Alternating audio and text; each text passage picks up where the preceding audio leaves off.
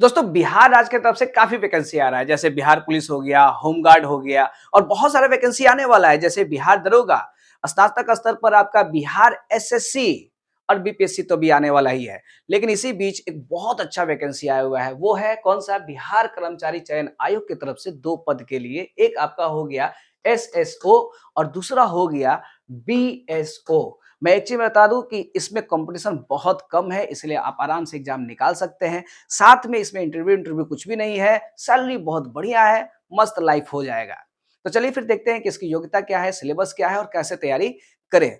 तो यहाँ पर सबसे पहले मैं बता दूं कि सीट कितने हैं, पद कितने हैं, तो वह है आपका 682 और यहाँ पे मैंने श्रेणी बाई श्रेणी दे दिया है। तो यहाँ देखिएगा जनरल के लिए आपका 313 है, उसी में से महिलाओं के लिए आरक्षित कितना है, तो 110 है। ऐसे पूरा श्रेणी मैंने दे दिया है, लेकिन टोटल आप मान के चलिए 682 और 682 में से महिला जो आरक्षित है वो है आपका 231।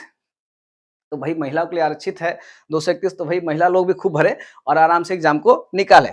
यहाँ पे मैं और भी बता दूं कि आवेदन शुरू हो चुका है, 1 अप्रैल से शुरू हो चुका है और लास्ट जो डेट है वो है आपका 19 अप्रैल तक।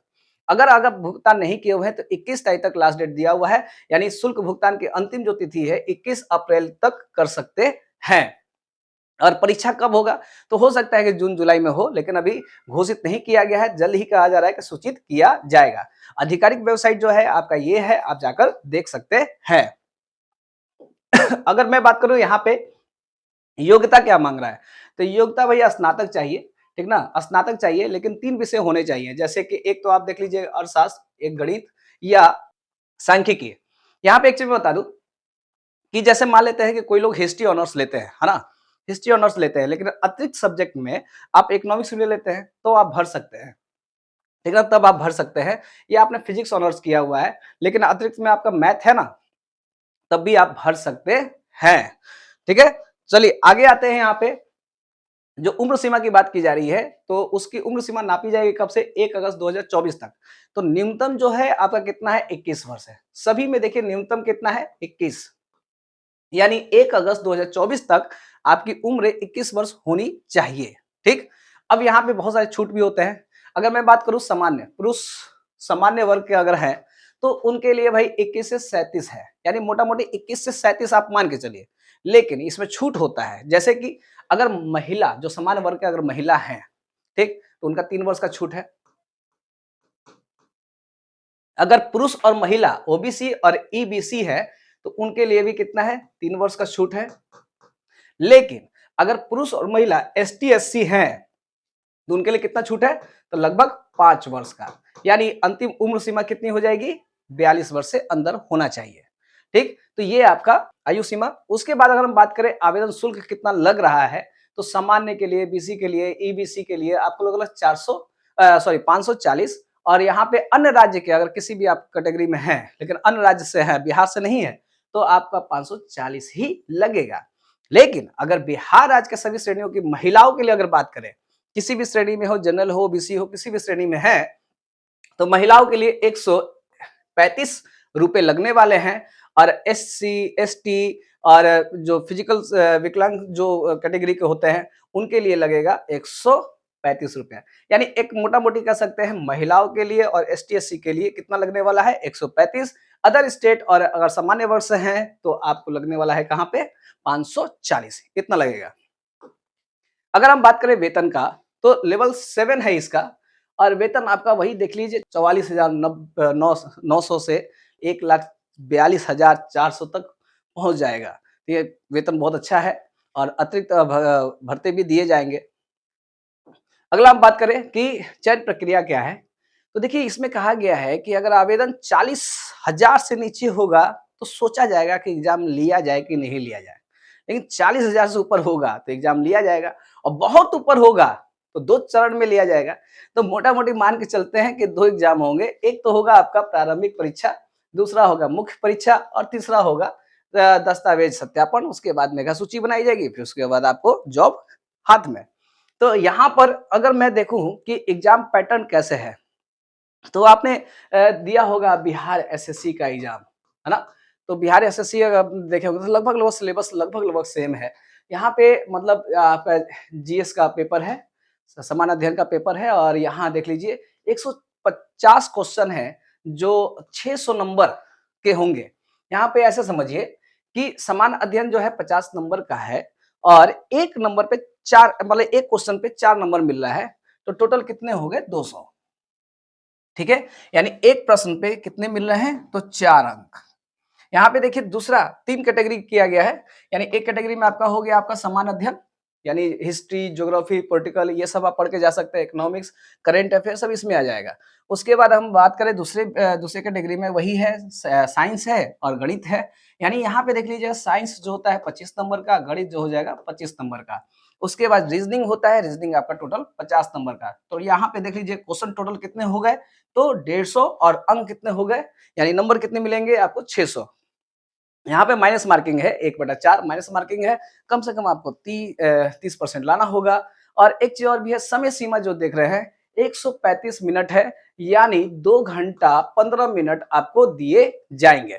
ठीक है? उसके बाद अगर बात करें, अगर इससे पास हो जाते हैं तो फिर आप मुख्य परीक्षा की ओर आते हैं। मुख्य परीक्षा में सेम वैसे ही है जैसे आप दरोगा देखे होंगे कि एक पेपर आपका हिंदी होता है और दूसरा पेपर फिर वही चीज होता है जो सेम आपके पीटी में रहता है। तो यहाँ पे कहा जाता है भाई हिंदी है, लेकिन कम से कम आपको कितना नंबर लाना होता है? तो 30% लाना होता है, तभी आपका दूसरा पेपर चेक होगा। ठीक ना? तो एक तरह से ये क्या होता है कि कंपल्सरी पास होना जरूरी है। ठीक ना? मेरिट में नहीं जोड़ा जाता है, पास होना जरूरी है। फिर आप दूसरा पेपर होता है, दूसरे पेपर भी सेम प्रोसेस पीटी वाले होते हैं, सेम प्रोसेस इसमें भी रहता है। तो हम अगर कहें ना कि इसको अगर तैयारी करना है तो बहुत आसानी से तैयारी कर सकते हैं।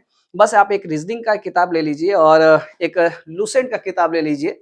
लूसेंट में आपका करीब-करीब 75 नंबर कंप्लीट हो जाता है। एक तो आपका साइंस भी हो जाता है और साथ में आपका ये भी हो जाता है, क्या बोलते हैं, जीके भी हो जाता है, हिस्ट्री, ज्योग्राफी, पॉलिटिकल भी। एक चीज मैं बता दूं कि इसके लिए क्या करना चाहिए आपको, इसके लिए बस ज्यादा से ज्यादा किताब खरीदने की कोशिश ना करें, तो आपको एक जीके जीएस का किताब खरीदना होगा। तो हमने कह दिया आपको क्या, कौन सा, लूसेंट खरीद लीजिए, काफी अच्छा है। देखिए मार्केट में ना बहुत सारे यूट्यूबर, बहुत सारे लोग किताब नया निकाल रहे हैं, लेकिन एक किताब का तोड़ कहीं नहीं मिलने वाला है और वो है आपका लूसेंट। क्योंकि लूसेंट एक ऐसा किताब है जो समय समय पे सुधारते रहता है और नया वाला पैटर्न लीजिएगा तो और भी ज्यादा कुछ दिया हुआ है, बहुत अच्छा किताब है। तो उसको आप 1 बार, 2 बार, 3 बार पढ़ने की कोशिश कीजिए।